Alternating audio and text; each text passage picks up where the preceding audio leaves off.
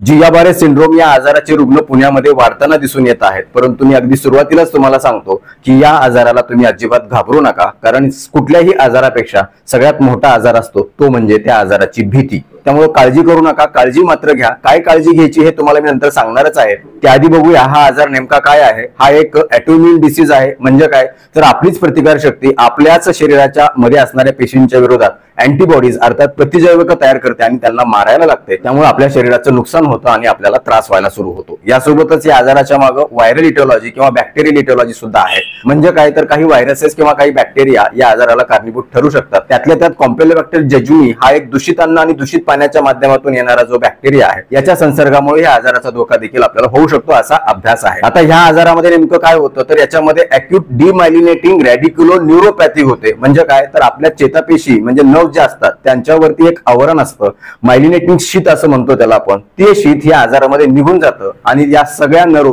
म्हणजे चेतापेशी ह्या बुळबुळीत होतात आणि त्या अशक्त होतात। ब्रेन कडून येणारे जे सिग्नल आहेत या नर्वच्या चेतापेशीच्या माध्यमातून ते व्यवस्थित येत नाहीत किंवा शरीराकडून ब्रेन कडे जाणारे जे सिग्नल आहेत ते व्यवस्थित जात नाहीत। त्यामुळे आपले हातपाय लुळे पडतात, हातापायामध्ये मुंग्या व्हायला लागतात, मसल्स जे आहेत आपल्या मांसपेशी स्नायूमध्ये कमकुवतपणा येतो, अशक्तपणा येतो आणि प्रामुख्याने हा स्नायूचा लुळेपणा हा पायापासून वर शरीराकडे येतो, धडाकडे येतो आणि हळूहळू एक एक मसल्स एक एक पेशी ह्या कमकुवत व्हायला लागतात।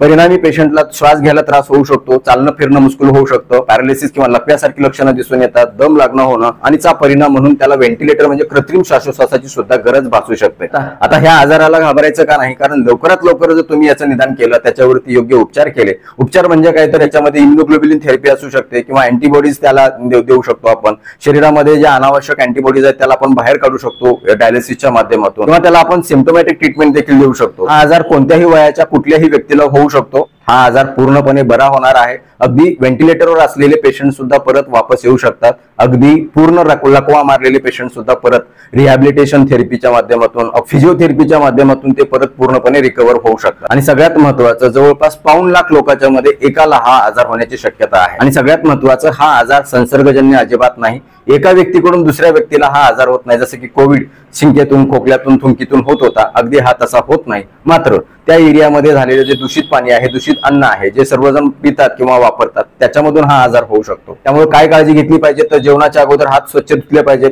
चेहऱ्याला नाकाला हात लावताना डोळ्याला हात लावताना आपण हाताची स्वच्छतेची काळजी घेतली पाहिजे। स्वयंपाक आपण ताजा बनवून खाल्ला पाहिजे, चांगला शिजवून खाल्ला पाहिजे, पाणी उकळून थंड करून पिलं पाहिजे। वैयक्तिक आणि सार्वजनिक स्वच्छता आपण व्यवस्थित राखली पाहिजे। आणि सगळ्यात महत्त्वाचं परत एकदा सांगतो की या आजाराला अजिबात घाबरू नका। काही रुग्णांच्या मध्ये लक्षणाची सुरुवात ही जुलाब उलट्याने होते, मग अशा वेळेला अशक्तपणा येतो, डिहायड्रेशन होतं आणि हळूहळू आपल्याला हा त्रास जाणवायला लागतो। अशा प्रकारची लक्षणं दिसली तर लवकरात लवकर आपल्या डॉक्टरांचा सल्ला घ्या। वेळीच निदान होईल, वेळीच उपचार मिळतील आणि वेळीच तुमची रिकव्हरी होईल। व्हिडिओ आवडला असेल तर लाईक करा, जास्तीत जास्त लोकांना शेअर करा, सबस्क्राईब करा, फॉलो करा। धन्यवाद।